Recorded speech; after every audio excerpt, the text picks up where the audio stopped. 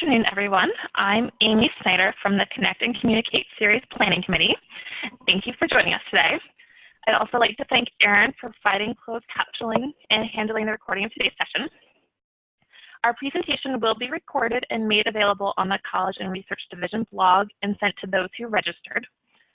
This session is brought to you by the College and Research Division Board, and I'd like to thank the CRD Board for supporting the Connect and Communicate initiative. Our panelists today, Sharon Radcliff, will be speaking about deconstructing environmental conflict. Sharon's currently the business librarian at California State University, East Bay, where she has been involved with the Campus Sustainability Committee for 3 years and has developed several sustainability-related information literacy and writing assignments. She is also currently teaching an information literacy and sustainability course. After Sharon's presentation, we'll open up the floor for attendees to ask questions, though I will be monitoring the chat box during the session in case any needs arise. And with that, I'm going to turn it over to Sharon. Okay, thank you very much. I just want to say I'm really happy about this opportunity to talk about sustainability and how it can be incorporated into information literacy instruction. And as everybody who joined us probably knows, we had to reschedule a couple of times due to the, mostly due to the fires in California. So, and of course they are not really related to raking the leaves, but more related to climate change. So as you know, that kind of just highlights the fact that this is a really important topic to start delving into. And I think we often talk about, you know, writing across the curriculum. We talk about information literacy across the curriculum. And I think it's really important to think about sustainability across the curriculum and how, as librarians in many different disciplines, we can kind of contribute to the effort of teaching sustainability and incorporating it into our information literacy instruction in a lot of different ways, in one-shots, and, you know, if you're lucky enough to be able to develop a course, that's great, or through programming in the library. So anyway, I'm going to run through the presentation. It's very similar to what I presented at Library Instruction West, and I tend to be kind of heavy on the slides, so I'm going to be going through quite a few slides here. And then I think the way we set it up is I would take questions at the end. And also, I usually make my presentations really interactive, but because of the fact that we're doing it virtually, I'm going to kind of just talk about some of the reactions I've gotten in the past from audience, and instead of trying to make it really interactive right now, but then we'll have time to talk after the presentation is over. So anyway, just to tell you a little bit about Cal State East Bay, we are, I believe, the most diverse mainland US campus. So we have a very diverse population, and we have a very strong commitment to social justice.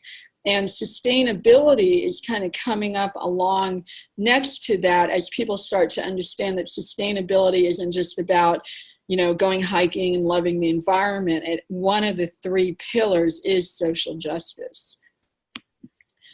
So what I did is I took we're very lucky we have a 1-unit course on information literacy here. And I took that course and decided to make the theme for the course sustainability. And I decided to focus in on environmental conflict and social justice elements to that. And I also incorporate teaching about argument structure, my-side bias, by analyzing arguments. And I think that's really important because we're living not just in the age of information, but the age of misinformation, especially around topics that deal with the environment and climate change and that sort of thing. So I think it's a golden opportunity to kind of put the 2 things together, teaching students how to evaluate sources and learning about key elements of sustainability. So some of you may already know this, others of you may be relatively new to this, but sustainability, I think, sort of started to develop as both a discipline and as a concept back in 1987. The UN Brundtland Commission defined sustainability as meeting the needs of the present without compromising the ability of future generations to meet their own needs. And you can put that more simply as Geoffrey Chase, the provost at CSU Channel Islands, did, which is just to live today as if there is a tomorrow. And actually, any of you really interested in pursuing this, a key organization is AASHE, and they have conferences, and they're all about integrating sustainability into the curriculum. So the basic components of sustainability include having a healthy environment and social health and social justice and a flourishing economy. So those are the three pillars of sustainability. So you always want to be thinking about all three of them if possible: the environment, social justice, and the economy. And some people kind of like to think of it more in these concentric circles, because ultimately everything does depend on the environment. So humans, despite our industrialization, et cetera, we're ultimately dependent on the environment. So you can kind of think of it in these like three-ringed concentric view, if you like.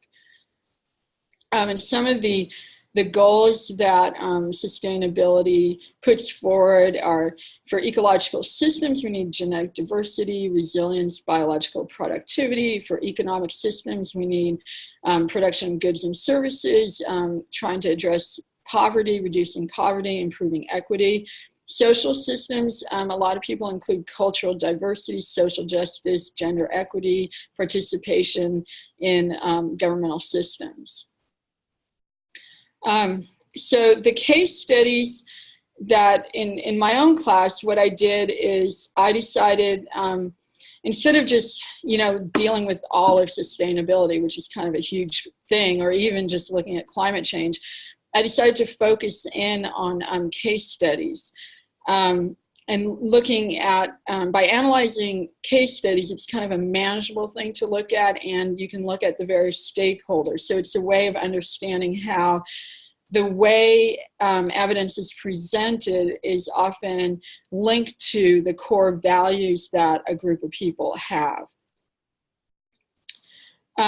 And most of the case studies will contain all of the 3 E's. Some of them may be, and the 3 E's, by that I mean social equity, environment, economics.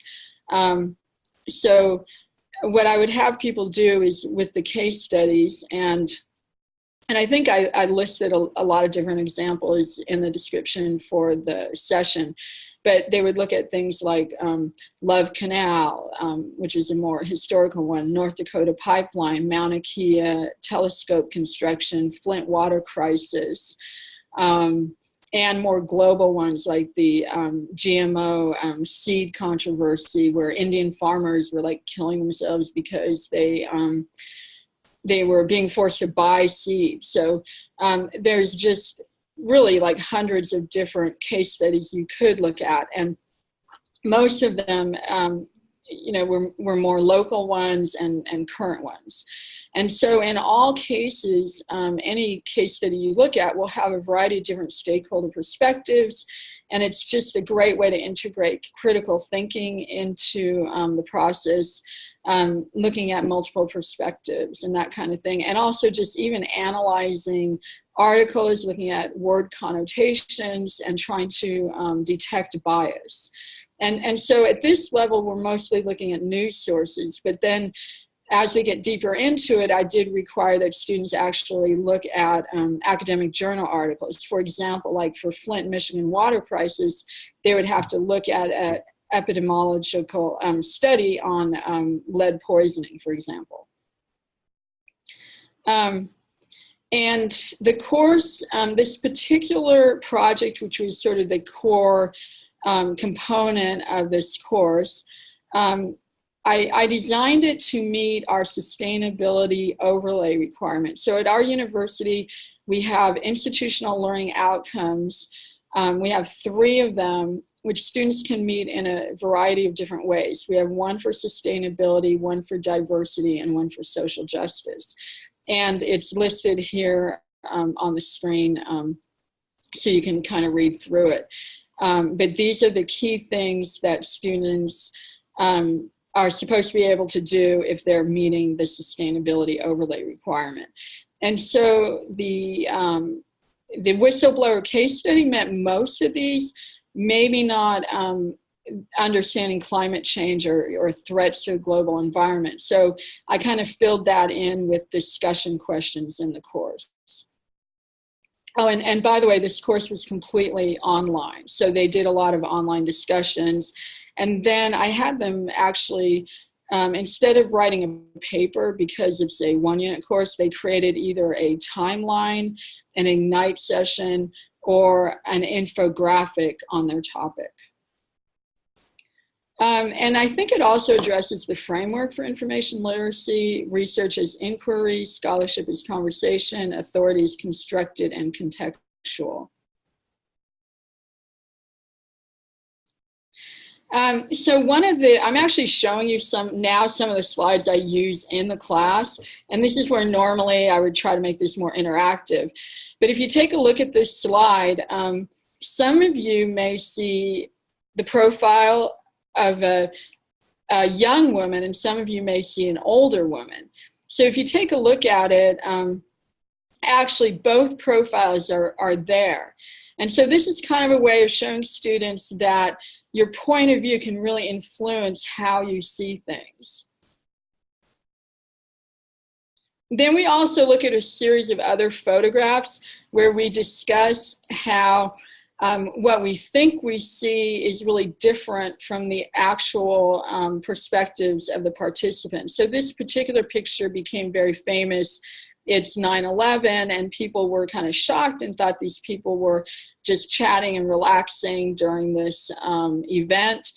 And then a journalist actually sought these people out, and they said, no, that's not how they were feeling at all. They were actually just in shock and didn't really know how to react.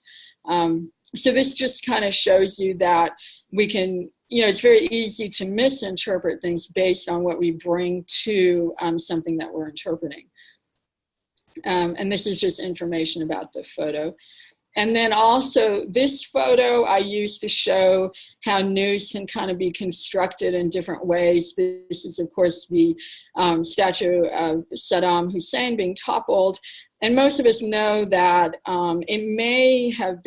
this event may have started with the participants on the ground. The military actually knocked it down, and it looked like there was a huge crowd of people there. And as it turned out, most of those people were news reporters. So it can kind of show how, even without using Photoshop, even photographs can be kind of interpreted in a variety of different ways. And this photo, in a way, this photo, it's almost difficult to explain why this projects a particular point of view, because most people look at it and they think, oh, well, just a picture of the Earth, And then I try to get students to think about what it was like for people to see this for the first time. Until this photo was taken, this was actually the first photo of the Earth taken from this perspective. And it kind of gives you an idea of how your perspective of the whole planet can change with one photograph. And this is just some more information about this particular photo. And then here we get kind of more into politics, where we show how, photographs can almost be like propaganda. And then we take a look at this one. So obviously this all relates to what happened after 9/11, and two different perspectives on it. Then we actually do get into things like, because this is sustainability, going back to the social justice element, we take a look at these two photos, and we bring out the point that these were captioned in ways that showed racial profiling. And so we kind of do this whole thing of really sort of cracking open this idea that even if you're looking at photographs, which we tend to think of as really being truthful, we can see how bias and point of view can enter into it, and that can definitely happen with like news articles, etc. So here's just a little bit more about that photograph. So throughout this, I'm actually teaching students about the structure of argument, how if you make an argument claim, it's supported by evidence and linked to with logic. And I also teach them about looking at counter arguments and different perspectives.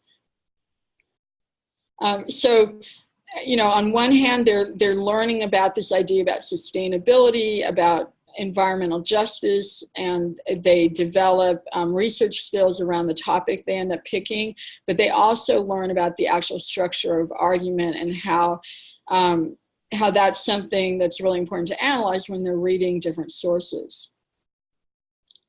So this is just a topic I use in the class, which is about television violence and aggressiveness in children, which is something they can kind of relate to.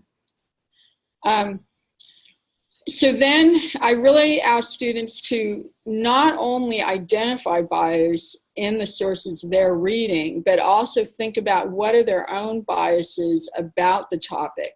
And I introduce them to different studies that show that we tend to just ignore evidence if it's coming from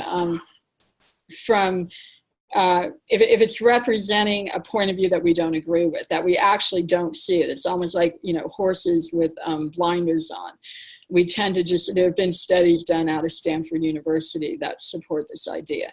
So I actually, and in the process of doing their whistleblower assignment, I typically have students keep a journal where they write down, like, what do they think about their topic before they start their research, and then how do their ideas change about it. So I actually have several check-in points where they write up a journal and present annotated bibliography, you know, as it is developing.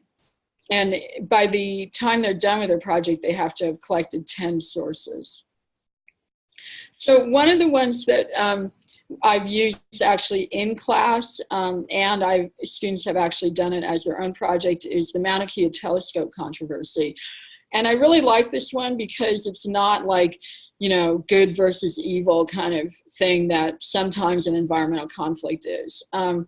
So if you're not familiar with this, Mauna Kea in Hawaii is one of the best places to put telescopes. And there's many, many telescopes that have been built there. But this is also a sacred mountain for the Native Hawaiian people. So they were just about to build the biggest telescope in the world, and it had gone through all the approval process, et cetera, and they're about to break ground. And one Hawaiian just got up there and just stopped the process, basically. And then that spearheaded a movement to stop the building of this telescope. And so in class, students, they listen to interviews with different Native Hawaiians. They listen to interviews with astronomers who really, really want the telescope built. And then there's people who support building it but want money for schools, developing the public schools on the Big Island. So there's all this different information that they look at. And it's a very nuanced conflict because people both support science, but they also support the Native Hawaiian rights. And it kind of shows up the whole idea that Native Hawaiians themselves were great navigators and astronomers in their own right. So it's a very interesting conflict to look at. And there's definitely, and it also shows that there's a variety of different stakeholders, and we kind of get into that. And so what they actually do in class is they work in pairs, and they take different sides of the debate, and they create posters, and I think I'm going to be showing you a few of those. Oh yeah, so they read some articles about it, and then they do something called a V diagram, where they actually look at arguments from both sides, and they try to integrate and come up with a solution that integrates ideas from both sides of the argument. So here are some of the posters students came up with. They came up with different solutions, like maybe building this really big telescope but taking down some of the others, etc. So this is just another example of some of the stuff they came up with. And this is just done in like a 2-hour class. So And I actually kind of like this one. This is an actual quote from one of the protesters who is, very upset about this whole process. So then we do a follow-up where they actually look at the case studies. A lot of these conflicts actually have a lot of court cases attached to them. So that's another good way to kind of understand how evidence is used in building an argument. And another one we've looked at is North Dakota Pipeline. And then in that case, we actually look at how language is used. So the people there were calling themselves water protectors, whereas the news media were calling them protesters. So right at that level, how they define what they're doing can be looked at as part of the process. And then here also we had a lot of different stakeholders because we had the the indigenous people around that area protesting, and then many indigenous peoples from all over the world came to this protest. But also environmentalists came, and there were some conflicts between these different groups. And then, of course, you also had people who felt like, well, we need cheap gas and we need the jobs, et cetera. So there are a variety of different things to look at here. And so these are just a few of the things we looked at. And we talk about word connotation, purpose, tone, bias. So we do get into some of that as well. So here's an example of a poster where they were examining a variety of different stakeholders. And here's another one. And so what this is doing is really modeling what they do in their own projects. So we do this in class, but then they apply this to their own research when they're doing their own case study. And sometimes this is a little bit different. This is where we were looking at the purpose and tone. So students were taking a quote that they thought was kind of represent a particular side, and they were trying to identify the tone of the quote. And here's another argument and analysis. Sometimes we get into cultural attitudes towards the environment. So we were looking at Chief Seattle's speech, which is a very famous kind of representation of Native American view of the environment, and they were analyzing it. And this is a typical Toulmin analysis of an argument. And then sometimes I actually throw in some poetry, and we look at poetry that exhibits a variety of different attitudes towards the environment. So we're kind of looking both at, the social elements, technology, science, but we also do get into cultural aspects of it. And here's some other poetry analyses we were doing. And one thing that I think is really interesting is to look at, this was just a 1-unit online course, and now I'm going to have the opportunity to teach a 3-unit course coming up next semester. And I'm thinking about really taking a deeper dive into local, case studies such as Shell Mound in Emeryville. That's a city right near Hayward, where I'm at right now. And there's been a lot of controversy because it's a native burial site. Also, there's coal in the Port of Oakland. That's a huge controversy right now. And that looks at how neighborhoods where primarily people of color live, tend to get hit with these environmental problems more than wealthier areas. So there's a whole lot of different things you can do at the local level looking into these types of conflicts. And this is actually one of the essays I had students write. And this is actually from a different class. I also teach an English class at a community college, and there they write essays about fake news and about other things kind of related to this. Let's see. Yeah, so in this particular case, I was having students analyze a conflict, particularly looking at fake biased news and looking at the reliability of the sources they were examining. so this is kind of a little bit different from the case study I was talking about before. And they also write an essay where they look at various cultural attitudes towards the environment. And this is another topic that I'm going to integrate into my 3-unit class, where they actually look at some, problem with climate change or some other major environmental problem. And then they look for a technological solution, but they also examine whether cultural attitudes also need to change in order to address this particular problem. So instead of just doing climate change writ large, they could do sea level rise or ocean acidification, deforestation, so they could focus in on any of the number of problems that kind of come out of climate change. So this is another example I've used in class, the Flint water crisis, which is a very popular topic. People are often really interested in this. Oh yeah, so here's a list of a number of different topics I've used. So what I do is I'm kind of using the idea of whistleblower as almost like environmental activist, but it's somebody, often just a regular person, who finds out about the crisis and then does something about it. And then in my classes, I actually added in the Me Too movement, #MeToo, and Black Lives Matter, even though it's a little bit of a stretch to say they're sustainability topics. They do have those elements. And if you look at Black Lives Matter, it does intersect with environmental justice, and #MeToo, it's moving away from having the environmental element in it, but some students really wanted to do that topic. So I said, sure, you can do that. But here are some other ones that, some of these are more historical, but they're from all over the country, and they deal with all different kinds of issues.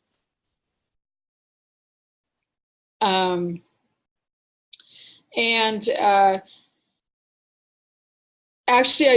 I ended up not doing this as a group project. I had students do it individually, but they posted it to a discussion list, their timeline, their Ignite session, or their infographic, and then students had to comment on it.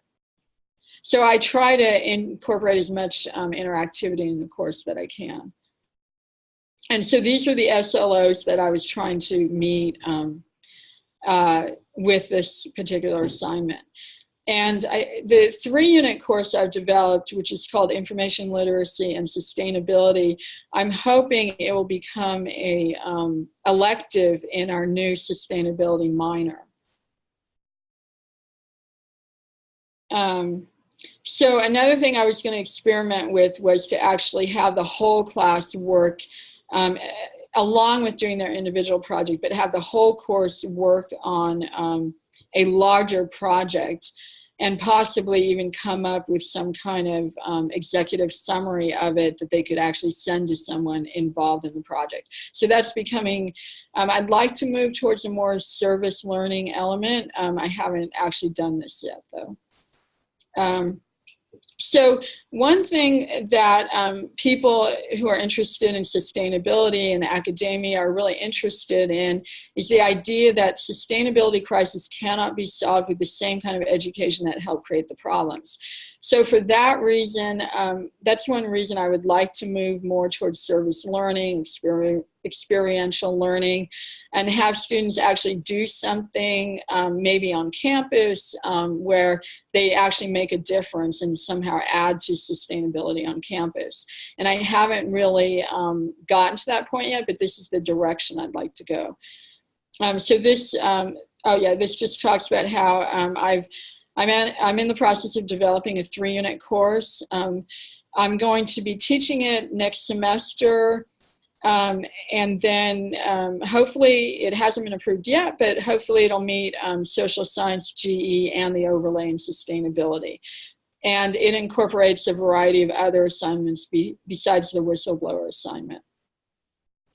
And I'm also involved in a faculty learning development community where we're going to be developing a virtual game about learning about climate change and thinking, well, what's going to happen in 5 years, what's going to happen in 10 years, because as I'm sure you're all aware, just recently our own government put out that really important report about climate change, talking about how it could be affecting the GDP, et cetera.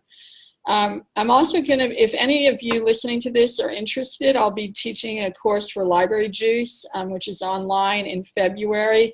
And everybody will be creating their own projects about incorporating sustainability in library programming and information literacy. So if you're interested in that, you can just Google it or send me an email. So basically, this is just how you can incorporate sustainability into higher ed. I mean, you can think about it as, you know, incorporating it into the operations of your campus. You can reach out to neighborhoods, and you can integrate it into the curriculum and do research on it. So there's a lot of different ways to kind of think about sustainability within the university operations. And there's a lot of ways to change a course or change your instruction to incorporate sustainability into it. So at this point, usually I ask people to kind of pair and share and come up with some of their own ideas. But I think what I'd like to do is just turn it over to you guys if you have any questions, or if you have anything to add to, or any ideas about how to connect information literacy and sustainability, or any ideas about library programming, etc. Yeah, so that's about it. Thank you.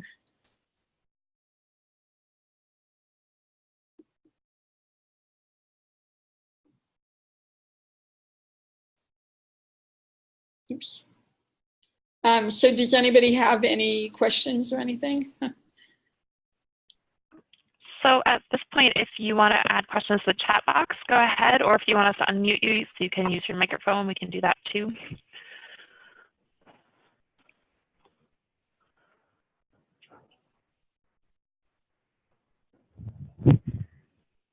Or if there's a minute to think of one or two ways we might be able to include this in any of our teaching, and we can talk about that as well. Yeah, I'm really curious to hear if anybody else is already doing anything with sustainability, or anything similar to this or different.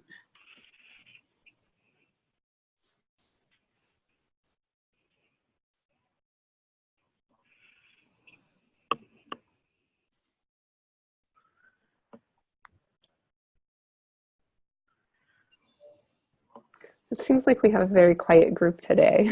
Are they still there or no? Yeah, they're still here.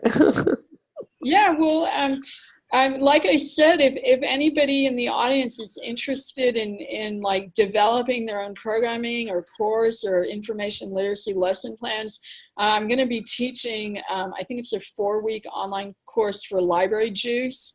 And anybody in the country can take, I think Library Juice is based in California, but anybody can take it because it's online. So if you wanted to work on, you know, I mean, you can only learn so much in like a 40-minute presentation, or I don't know how long I've been talking. Yeah, 40 minutes about. But if you want to get in there and like read more and develop your own lesson plans or programming ideas, you could take the Library Juice course, which will start in February. Yeah. So, yeah. Go ahead. I was going to say, Diane posted, she said, I love this idea of using environmental case studies to teach argument structure and bias. Seems like a rich field. Yeah. Yeah, because, well, my background, I'm actually an English teacher too. So I've been teaching English. I have a master's in English. I teach English at a community college. And I got really interested in teaching argument structure. And I like using the Toolman method, which you may or may not be familiar with, which you look at claims, evidence, counter argument, rebuttal, but you also look at the backing, like what kind of core beliefs sort of shore up the kind of connections you're making between the evidence and the claims. And then I also use a dialectical method where you look at argument as more of a conversation where people will put forward different claims and you kind of test them out and you see if there's any common ground and that sort of thing. So I kind of use a combination of both methodologies. And I really like looking at multiple perspectives and looking at different stakeholder viewpoints and really kind of almost like in a philosophy class, really just kind of analyzing, well, what underlies people's core beliefs that makes them, want to put forward this or that argument. So yeah, we really get into that quite a bit. And that leads to a greater ability, I think, to understand the credibility of sources. Because if you can analyze the arguments and look for evidence, then that helps you understand how credible is this source. So it really does hook into information literacy. Yeah. Michelle posted that cultural conflicts could be used as well. Say that again, the cultural context. Cultural conflicts could be used as well in response to, I think, Diane's post about. Yeah.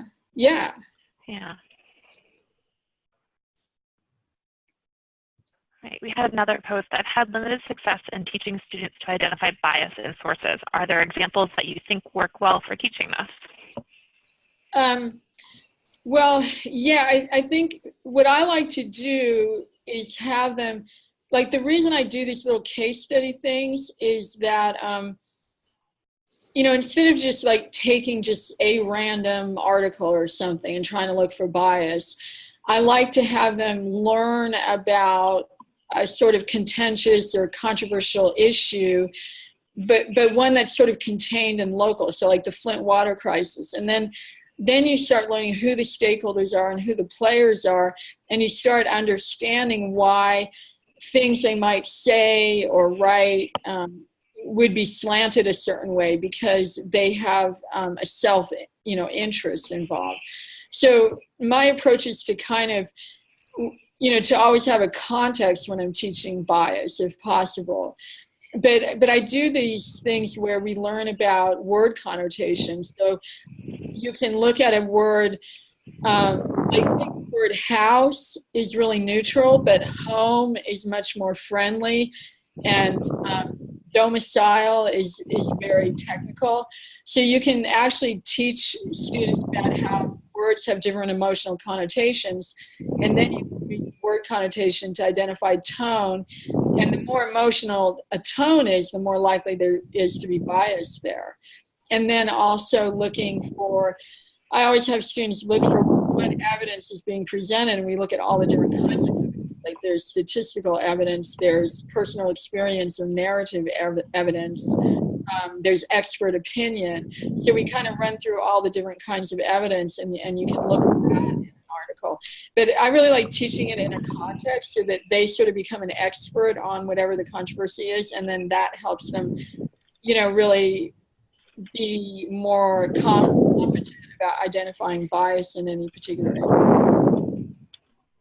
And I also do, I'm going to include that slide, but there's a lot of information out there about, in my English class, actually, I have students read articles about how partisanship has created bias. So we have the problem of fake news, like people actually creating fake news, but an almost equal importance is just partisanship and how that's created really slanted reporting.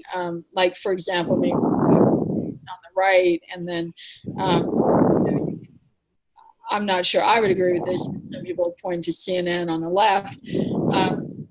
So you can look at how there's just a spectrum of political bias, and you can identify it in different, publications and news organizations. But I always, want to let students kind of make up their own mind, and also see it as kind of a spectrum. And you understand that depending on where you are on the spectrum, that will kind of determine how far to the right you think something is, or how far to the left you think something is.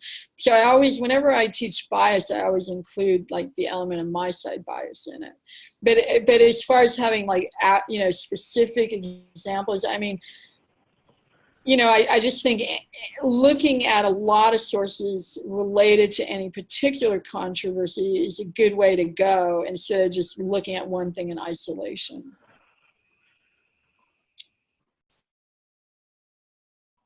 We had another question. Is the lesson learning all contained within 1 hour session? Well, what I've been showing here, Well, the posters I was showing, I can teach the Mauna Kea or North Dakota pipeline. Usually I do that in a 2-hour class. So they're just reading. Sometimes I do that flipped class idea where they get the articles in advance, so they come to class having read something. And then I do a PowerPoint where we look at my side bias and argument structure, and then they take a few minutes to review the articles, and they do that dialectical, what I call the V diagram. They do that in pairs, and then they come together as larger groups to create the posters. So that's pretty doable. I don't know if you could do it in an hour, but maybe an hour and a half or 2 hours.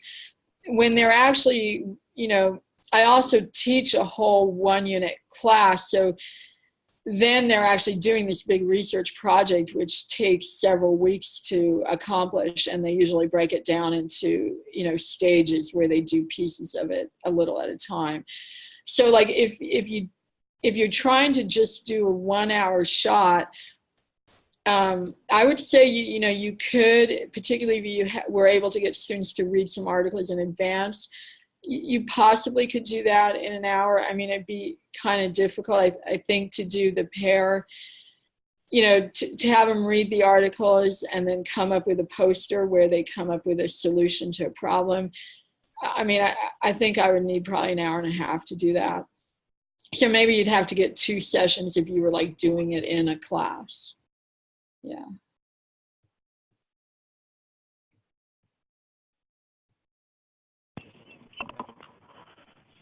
Any other ideas or other questions?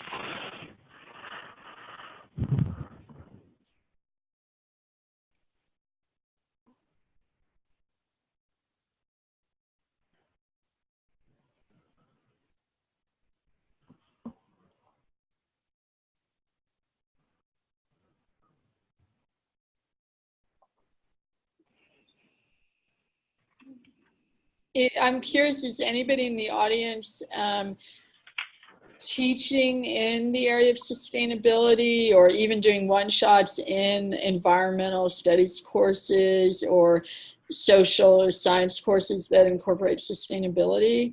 Or is it a pretty new topic to most people? Any?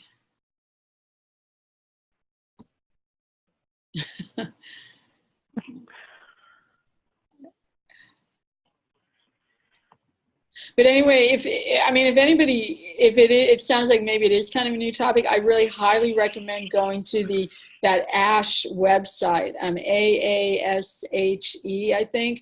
They're like the national organization for incorporating sustainability across the curriculum in colleges and universities, and they have some great conferences. I went to a 3-day intensive conference at CSU, San Marcos, and that's where I really felt like I kind of came into this sort of by accident because I'm interested in the environment, and then I really got a much deeper understanding by going to that conference about the 3 pillars of sustainability and all that. So if you're really interested in this, I would definitely recommend checking out their conferences, and their website just has a ton of literature on it too. Yeah. So, and we do have some comments coming in. Oh, sorry. Oh, great. Okay. Yeah. Just some people sharing kind of what's going on their campus. Someone said, we have a sustainability course on my campus, but I haven't done any information literacy for it. Someone else said, I've done instruction sessions for a couple of first-year seminars in English or chemistry, which focused on environmental topics. And that also someone commented that there's a Sustainability Institute at PSU, so Penn State. Great. Yeah. And I think, the topic is just becoming more and more highlighted because, like the fires in California and all the weather events, the hurricanes and everything, I think it's really becoming uppermost in people's minds. And then, in my view, just having the continual denial of climate change coming from the administration and other places, that it just kind of highlights the need for information literacy in this area, to make sure people understand how to get good information about it. So I think, Yeah, and there's a lot of stuff you can do. Like, I'm also on the sustainability committee here at CSU East Bay, and I think, there are ways to integrate sustainability, if it isn't already, into the structure of your campuses and that kind of thing. So that's like another way to kind of get involved in it, is to do that, and as well as just information literacy instruction. And also, we're planning to do a green hour. We've had various exhibits in the library, we haven't done this yet, but I thought having a series of speakers would be a real interesting thing to do in the library. So, and we have a student club on campus, and I'm planning to advertise my class to them and that kind of thing. So there's just all kinds of venues, because it's not just an academic discipline, but it's also a program of action too. So.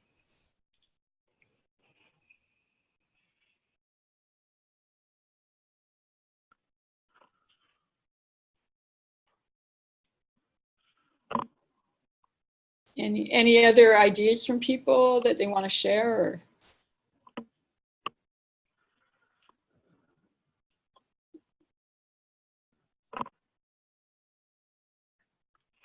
I'm just going to echo what Diane said earlier. I think for myself, seeing how this could tie into teaching about arguments and biases, and I'm interested in that. But this adds the added benefit of also talking about sustainability, so other topics they might not get in other courses.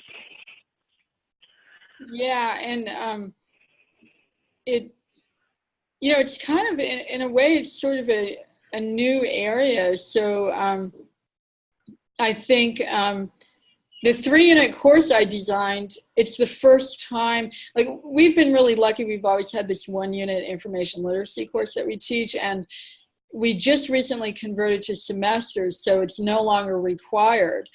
So we're not going to have as many sections of it. But this will be the first time any of us have taught a 3-unit information literacy class. And I think the fact, I just designed the course. I had no idea if people were going to sign up for it. And I think because sustainability is really becoming a topic of great interest to students, because they're the ones that are going to inherit the planet when we're gone. So, students seem to be very, very aware of that, and they really seem engaged in sustainability as a problem, and not just a problem, but I think, and one thing I've learned from like the conference I went to and everything, it's important to really talk about the opportunities, or the need to develop new technologies or new strategies, so that it's not just all doom and gloom, which doesn't, really go anywhere. So I think thinking about sustainability as also like an opportunity for innovation is really important too. So, and it's really helpful to remember, I think, that, if you have a College of Business, it's important in the College of Business, like, companies always have a sustainability officer now, and stockholders want to know that they're investing in a company that's sustainable. And then obviously it's important in social science and education. So I can't really think of any discipline where sustainability wouldn't at least be beginning to play an important role. Even statistics and math, that's how we analyze climate change, et cetera. So it's just something to kind of keep your eye out for, I think, if you're interested in, trying to put information literacy instruction together with sustainability. I'm going to share some housekeeping things as we get close to wrapping up, but if people have questions, please feel free to keep typing them in. Yeah. I want to make sure to thank Sharon for sharing with us today, and I'd like to thank all of you for joining us. Erin has put a link to our evaluation form in the chat box. If you could fill that out, that'd be wonderful. If there are multiple people in the room with you, if you could also put that in the chat box, that way we have some sort of record of how many people were here today. As a reminder, the recording of this presentation will be shared to those who registered, so you're able to forward that on, and it's also going to be on the CRD blog. If you are not a Pennsylvania Library Association member and you're interested in becoming a member, I'm going to ask Erin to put her email address in the chat box as well, so you could reach out to her. Okay. Thanks, Erin. Yeah. And yeah, I really appreciate the opportunity to do this, and I'm sorry I had to get rescheduled a couple of times, but yeah, I mean, I think this is just a real important thing for everybody to kind of start thinking about if you aren't already. And you know, and wearing a mask because the air was hazardous for 2 weeks just really highlighted it for me. So, yeah. Yeah, and also, I mean, if anybody, you know, wants, like, if anybody wants my syllabus or any, you know, if you want any of the documents I have, you know, this is just my PowerPoint, which will be available. But if you want my actual assignments or syllabi or any other material, lesson plans, that kind of thing, you feel free to email me. I'm happy to share all of that with anybody who is participating here today. So even if you don't want to take the library juice class, I could definitely share more information via some of the documents that I have that I used in the various classes I've taught. So I'm happy to share any of that if you want it. Sharon, do you happen to have a slide with your contact information? Oh, no, I don't. I mean, I could add one, I guess, if I could figure out how to do that. Otherwise, you could put my contact into the chat, maybe. Would that work? Sure. Yeah, it's just sharon.radcliff at csueastbay.edu. That's my email. CSU East Bay, EASTBAY.edu. Okay. Yeah, and that's Sharon Radcliff, no E. So a lot of times people put in E, but yeah. Yeah, and email is probably the best way to contact me. Yeah, so if anybody wants any follow-up information, yeah, you just feel free to email me. Someone asked if there's a Coursera option. Pardon? Coursera? Yeah. You mean for the class I'm going to teach? Well, Library Juice, I think the platform they use is Moodle. And so there is a fee for the class. Library Juice, I think they charge like $150 or something. Okay. So, I mean, maybe you could get that reimbursed or something. And so I guess Coursera means a free version. Not. Yeah, and open online learning. Anything out there right now. That's a good idea, though. I wouldn't mind doing that, but because I'm contracted to teach the class for Library Juice, I think I'm going to do that first. Oh, and there's a possibility I'll do it for RUSA, the ALA Reference User Services section. They have they offer a lot of online classes, and I've taught for them before. And I had been talking to them about maybe doing a similar class for them. And their fee may be lower than Library Juice, but I'm not sure when that is. The only one I know I'm teaching would be the one in February. Okay.